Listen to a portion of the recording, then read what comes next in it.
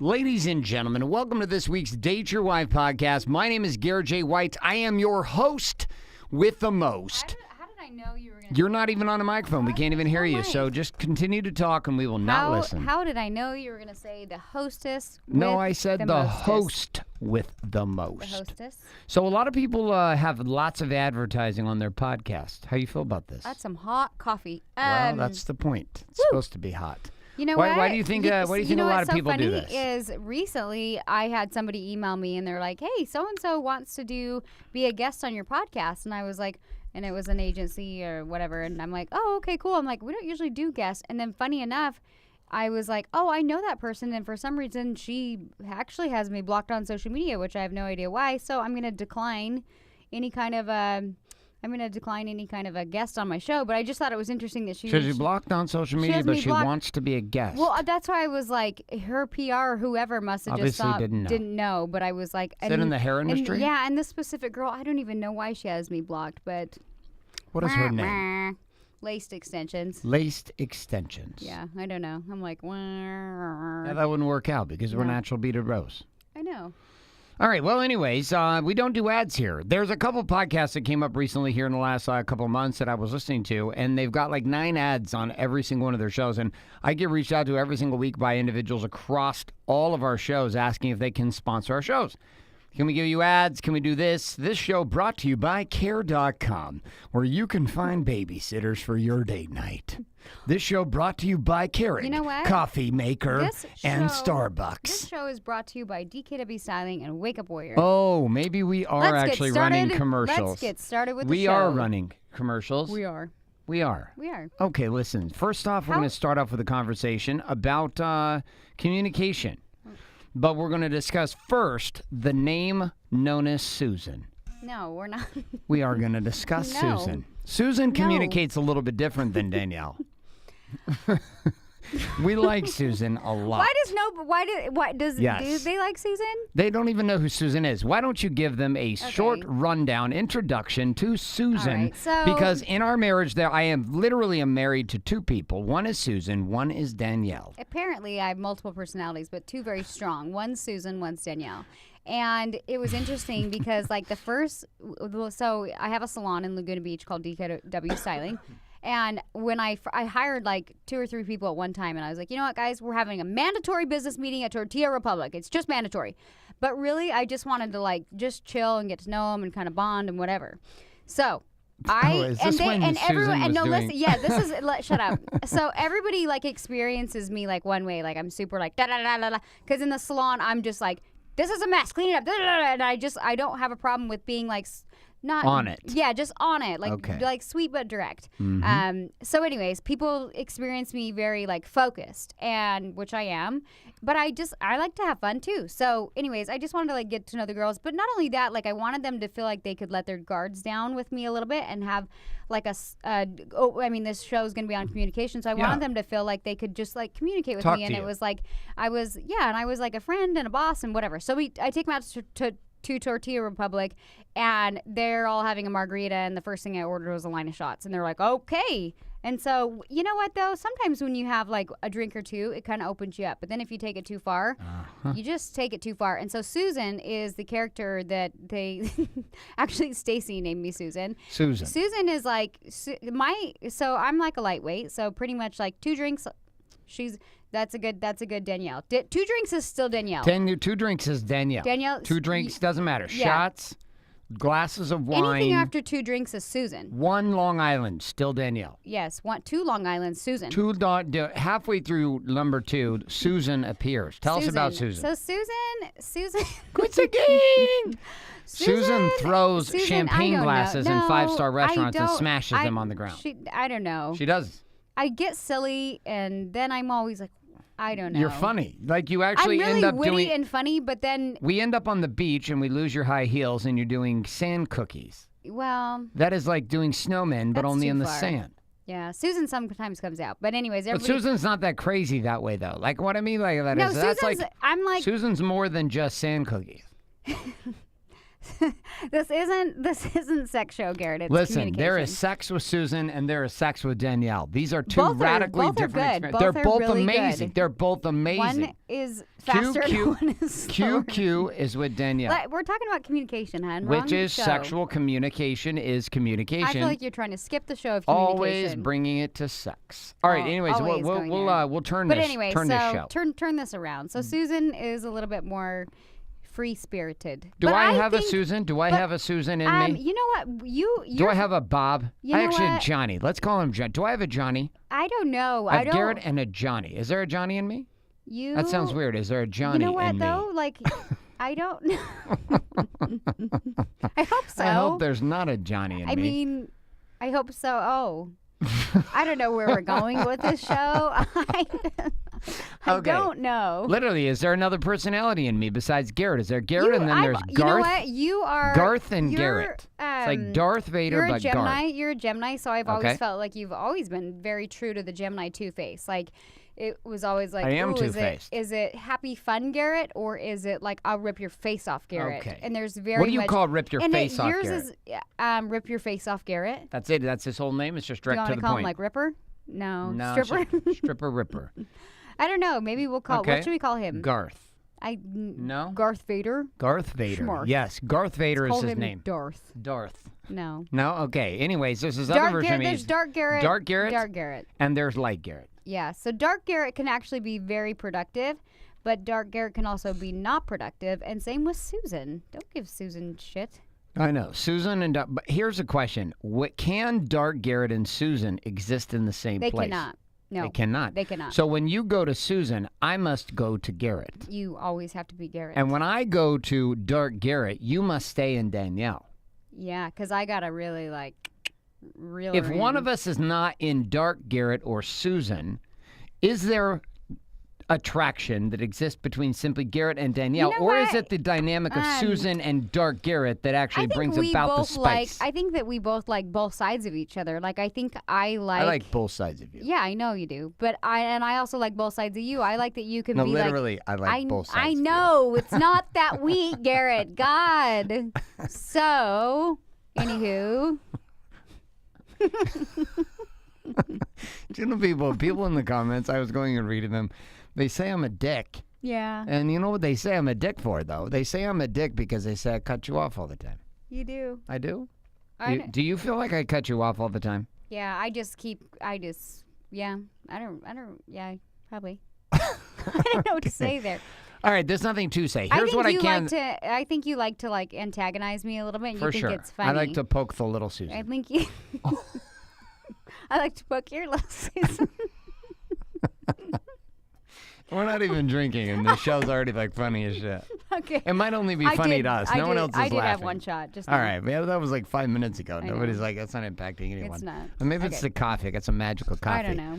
Okay, so the topic is communication. We're obviously doing that here, but one of the I'm going to take on the first angle here. Okay, first angle inside of this topic of communication is this: we Sorry. we what? I have the giggles, so I'm gonna reel it in. Okay, you're in giggle mode now. I've put you over the top. Funny. Is there a name for the funny one that just can't stop laughing? It's not Susan. No, that's it, Danielle. Danielle. She's just a giggler. She's funny. All right, she is funny. Okay. Susan's aggressive and funny. Danielle's just funny. Susan is very aggressive. Susan's aggressive. Okay, keep going. Okay, so communicating. A lot of couples struggle with communication. We struggle with communication. I'm going to introduce an interesting topic here. Alcohol. That's what we're gonna talk about? No, not the whole time. We're just going to start there, though, as Okay. an example. So you have two people who cannot communicate, and traditionally, individuals aren't going out. You have people who can go out and they can be social without alcohol, and you have people who go out who can only be social with alcohol. I like both. Right, I get that, but I'm saying like at a certain level, there is in relationship and communication, in order for two people to be able to continue to take their relationship further in communication, both individuals have to open up more. But this is difficult because some individuals cannot open up in the state that they're in. Like they just cannot. And I would say that alcohol has actually played into allowing you and I to have deeper levels You know what? of I think conversation. we used to go out on date nights when we were like having issues with our marriage, and at the time maybe we weren't really drinking, and we would just like get irritated. And so sometimes like it's like when you're with your kids all day and you're like, God, I want to scream at my kids, or I need to just chill out. Mm-hmm. And so sometimes it's just like for me like having a glass of wine, and I'm like, all right, and I can not be as edgy. So for sometimes it takes the edge off. But I will say there's like when you cross that line. There's the dark side of it. Turns There's into the dark war. side is Susan, and Susan seems fun. But every morning when I wake up after Susan enters my body, I'm Danielle, like, Danielle suffers for 2 days. I suffer with Susan. Yeah, the line of Susan's. But everyone else intense. loves Susan. I'm like, I don't know if I love her. She's rough. No, I love her. She is rough, and I love her. But here's the point I'm getting to, though. Is a lot of women have a difficult time opening up, and a lot of men have a difficult time opening up emotionally.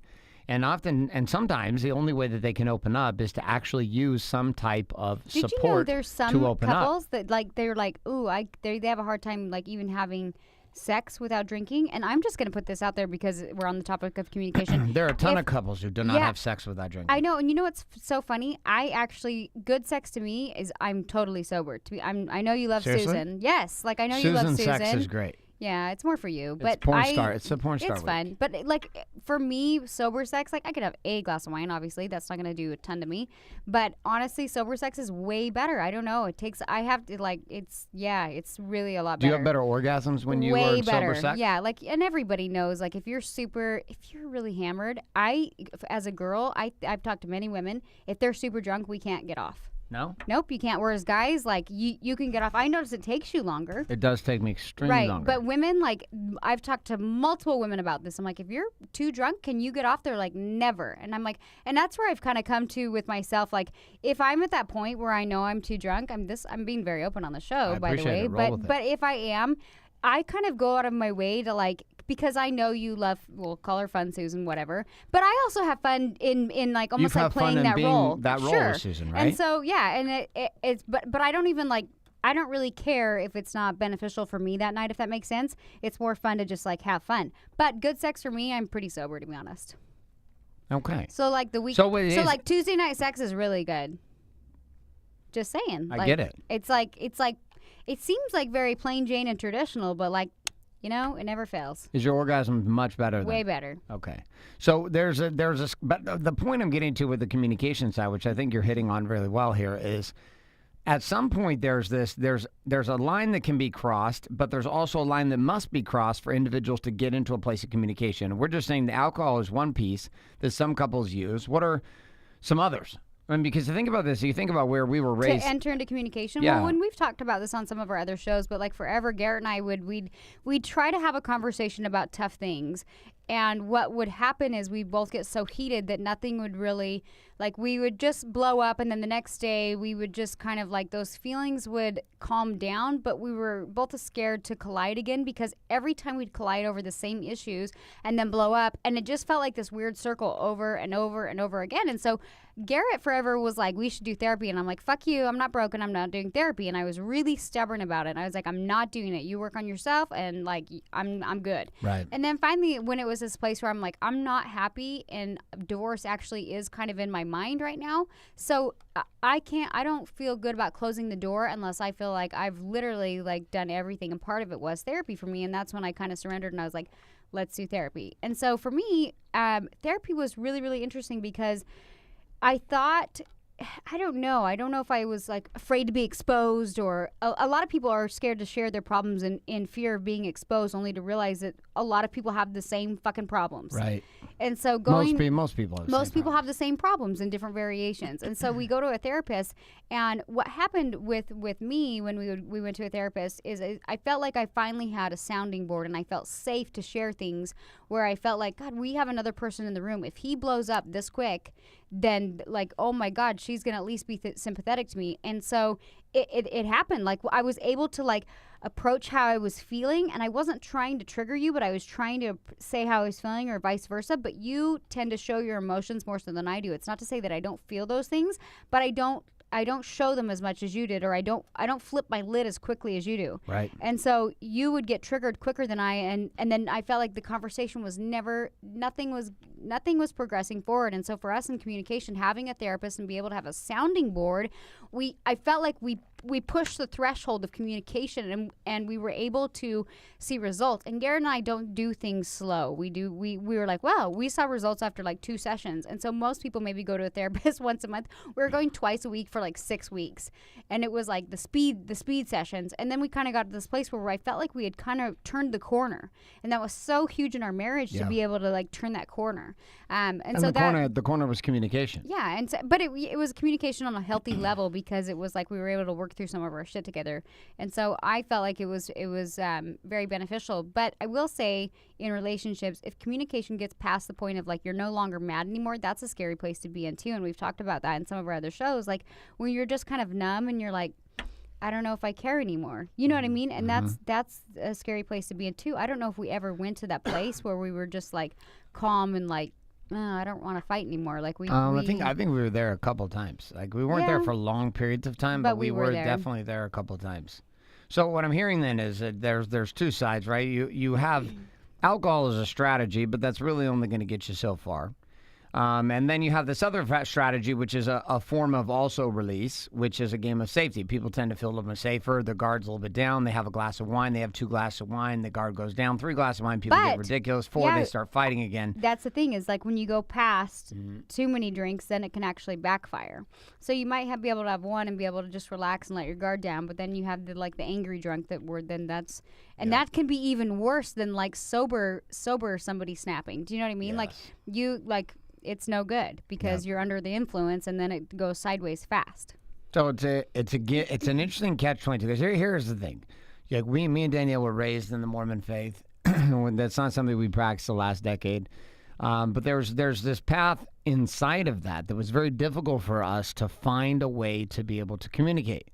Like communication was not something natural. It was very interesting because I thought it would just be easy to talk. I felt like we had good communication when we were dating, and that's one of the things that I liked about you is like I remember thinking when we were dating, like we would sit anywhere and just like hang out for hours. Like 4 or 5 hours would go by, and we were literally just hanging out and talking, and I had never had that with anybody before.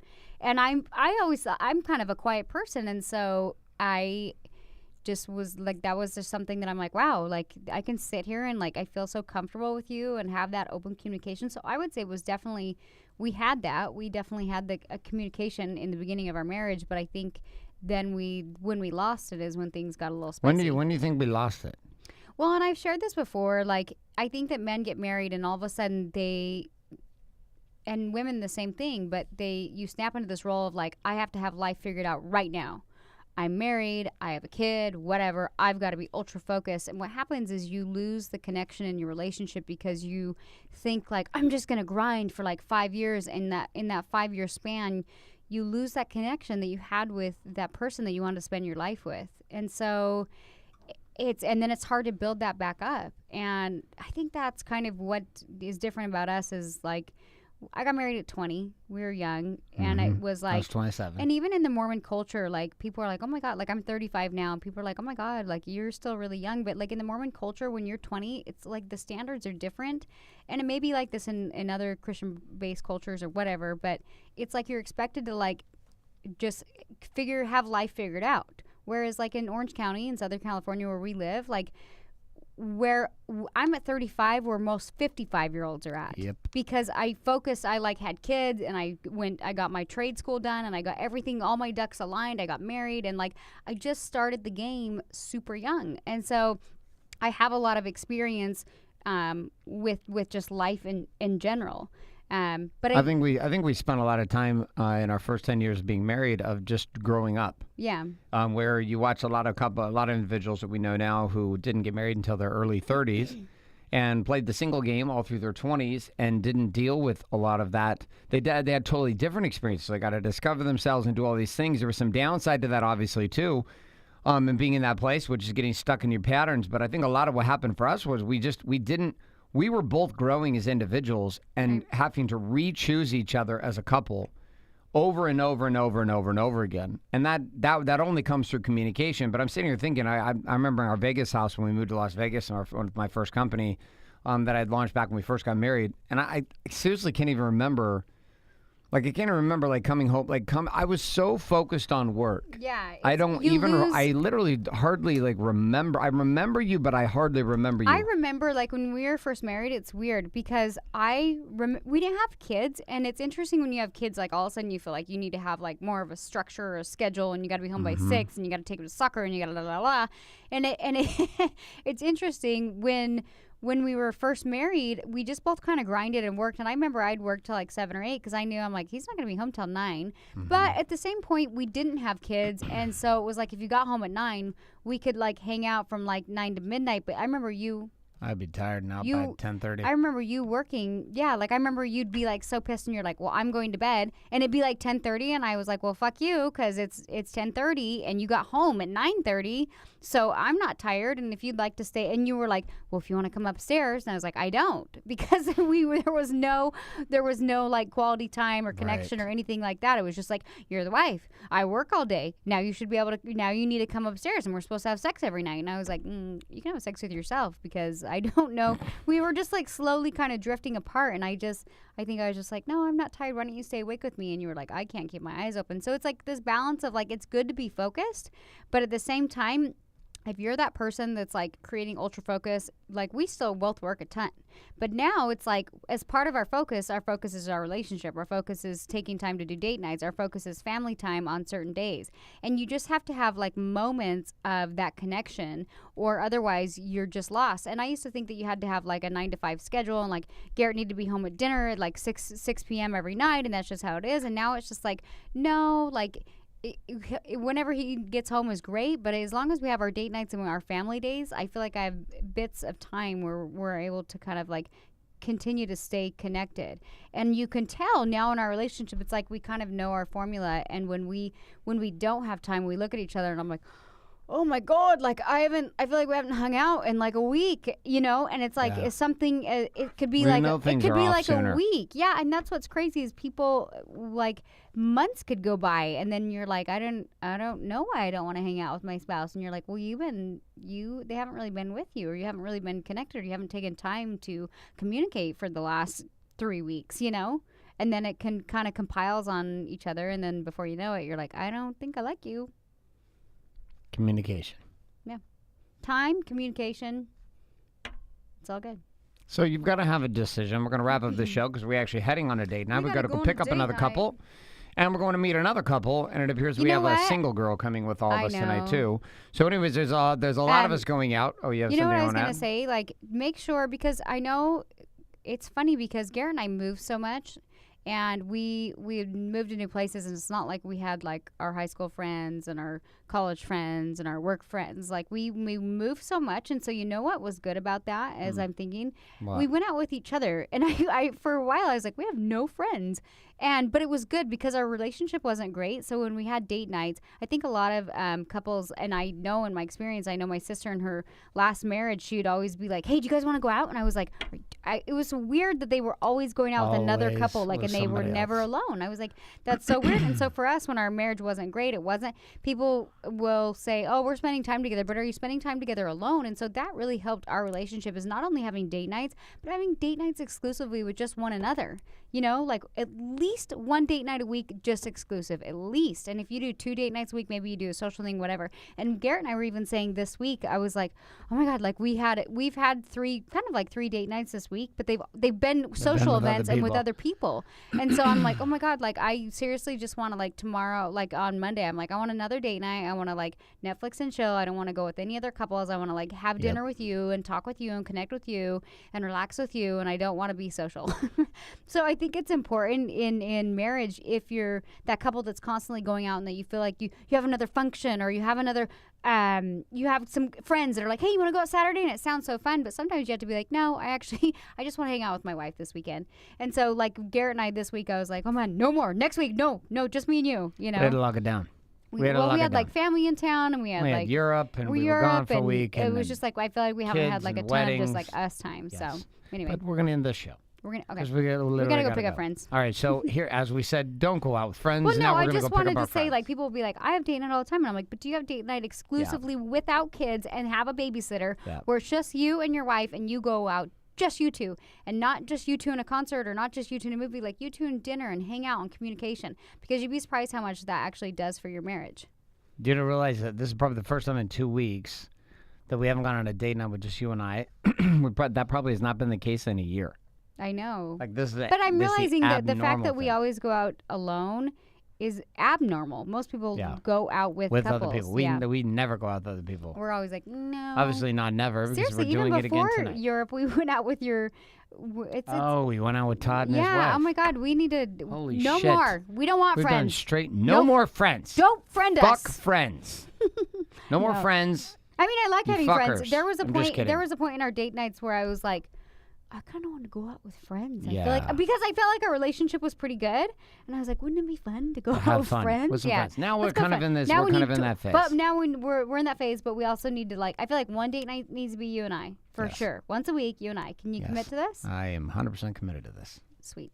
All right, guys, that's all we have That's for all today. we got for you. Thanks so much for being here. Again, if you're interested in checking out some of the ideas and concepts around what empowers this show, as well as the two empires that Danielle and I run, check it out by heading over to warriorbook.com on the man side and learn more about the Havital lifestyle we call the Warrior's Way. And if to you're a having it woman all. and you love my hair and you're watching this on dateyourwife.com. What is it? Dateyourwifenow.com. You can also head over to dkwstyling.com. That's my blog where I share Natural Beaded Rose, which is the hair extension method that I created, as well as the podcast. And I love fashion, so I share a little bit of fashion on that. So don't forget to head over to dkwstyling.com. Well done. Great close. That brings it close here. We'll be back next week for my favorite topic, sex. That was half this show. Susan. Let's be real. Sex No. with Susan. No. Sex with Susan. That'll be our topic. You guys have a great week.